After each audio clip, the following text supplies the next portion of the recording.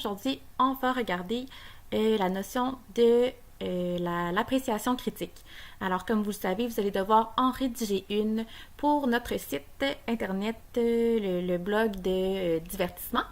Alors, on va commencer avec le petit plan de la séance. Donc, vous allez avoir une courte vidéo d'introduction de l'appréciation critique. Alors, ça va être, c'est quand même assez interactif, vous allez voir, là, c'est super intéressant. Ensuite, on va revenir ensemble et puis je vais vous donner les critères à respecter, dans le fond, ce que vous devez avoir dans votre appréciation critique. Et je vais terminer avec une conclusion, puis on va juste faire un petit retour sur ce qu'on a vu et puis je vais vous dire aussi ce qu'il y a à faire après la vidéo. La critique, c'est un mot que tu connais sans doute. Souvent, critique, on pense que c'est un mot qui a un sens plutôt négatif. On se dit que critiquer, c'est dire du mal, dire des méchancetés sur quelqu'un, sur quelque chose.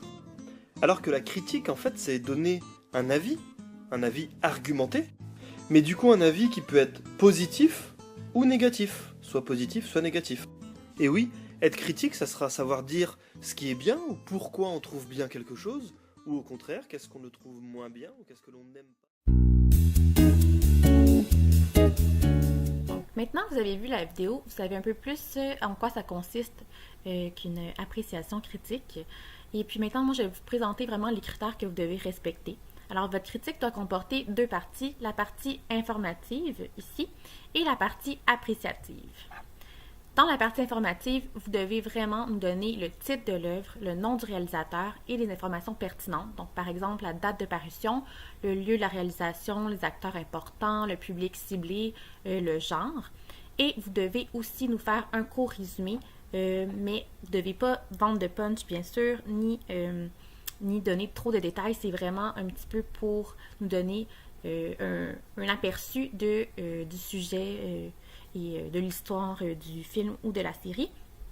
D'ailleurs, à ce sujet, vous allez devoir aller lire les notions sur le résumé et il va y avoir des exemples aussi de ce à quoi on s'attend. Donc, vous allez avoir à aller voir ça sur notre blog.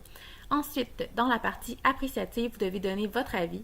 Donc, ça peut être sur les différents aspects du film ou de la série. Donc, le jeu des acteurs, la trame sonore, le rythme du film ou de la série, la réalisation et les personnages.